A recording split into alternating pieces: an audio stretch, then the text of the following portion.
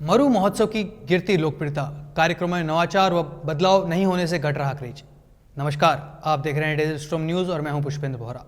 साथियों, आज हम चर्चा करेंगे जैसलमेर के प्रसिद्ध मरु महोत्सव के बारे में, जो एक समय विदेशी पर्यटकों का प्रिय आयोजन हुआ करता था, लेकिन अब उसकी लोकप्रियता में कमी आई है। यह महोत्सव जिस उद्देश्य से शुरू हुआ था, वह उद्देश्य अब पूरा नहीं हो रहा।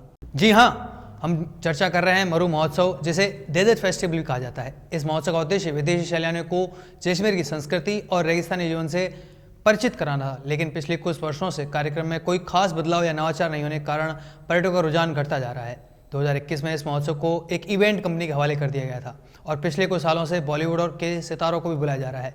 इसका असर यह है कि महोत्सव की मरु सांस्कृतिक रंगत फीकी पड़ गई है।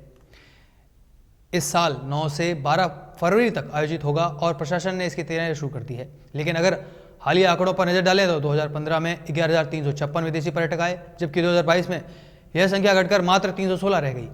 2023 में 5,703 सैलानी आए थे और 2024 में 8,110 हो गए, लेकिन अभी भी यह संख्या अपेक्षाकृत काफ़ी कम है। यदि यही हाल रहे तो इस बार भी मरु महोत्सव में दर्शकों की संख्या सीमित रह सकती है। इवेंट की चमक तो बढ़ेगी, लेकिन यह महोत्सव अपनी मूल संस्कृति से दूर होता जा रहा है। इसके अलावा स्थानीय लोक कलाकारों को भी पर्याप्त महत्व नहीं मिल रहा। इस महोत्सव का नाम मरु महोत्सव था, जिसका मतलब है जैसलमेर और राजस्थान के लोक कलाकारों का मंच, लेकिन अब बॉलीवुड कलाकारों को और संगीत सितारों को ज़्यादा प्राथमिकता दी जा रही है। यही वजह है कि विदेशी सैलानियों का इस महोत्सव के प्रति अब रुचि कम दिखाई दे रही है। वहीं प्रचार की भी बड़ी कमी है। यह विश्व प्रसिद्ध महोत्सव है, लेकिन इसका प्रचार बहुत सीमित है। महोत्सव शुरू होने से महज कुछ दिन पहले ही प्रचार की शुरुआत की जाती है, जबकि इसके प्रचार प्रसार को लेकर देश और प्रदेश के दोनों स्तरों पर कई महीने पहले किया जाना चाहिए। इससे पर्यटक अपनी यात्रा की योजना आसानी से बना सकें और इसे अपने यात्रा में शामिल कर सकें। इतना ही नहीं, सुविधाओं में भी काफ़ी कमी दिखाई देती है।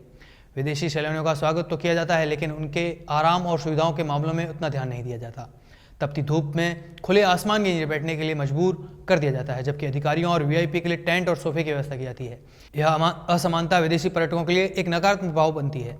आवश्यकता है कि मरु महोत्सव की लोकप्रियता को फिर से बढ़ाने की, जिसके लिए प्रशासन द्वारा महोत्सव के दौरान स्पेशल ट्रेनें और फ्लाइट शुरू की जाएं।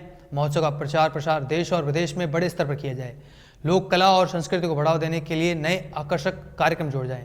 इसके साथ ही सबसे महत्वपूर्ण है सैलानियों के लिए बैठने की बेहतर सुविधाएं, जैसे छायादार टेंट और कुर्सियों की व्यवस्था। अगर इन सुझावों को सही तरीके से लागू किया जाए तो हो सकता है कि मरु महोत्सव फिर से जैसलमेर की संस्कृति और रेगिस्तानी जीवन को विश्व भर में प्रस्तुत करे, साथ ही विदेशी सैलानियों का आकर्षण भी वापस ला सके। यह सही समय है कि हम मरु महोत्सव को उसकी असली पहचान वापस दिलाने के लिए कदम उठाएं। क्या आप भी इस महोत्सव के भविष्य के बारे में कुछ सुझाव देना चाहते हैं? हमसे अपनी राय ज़रूर शेयर करें।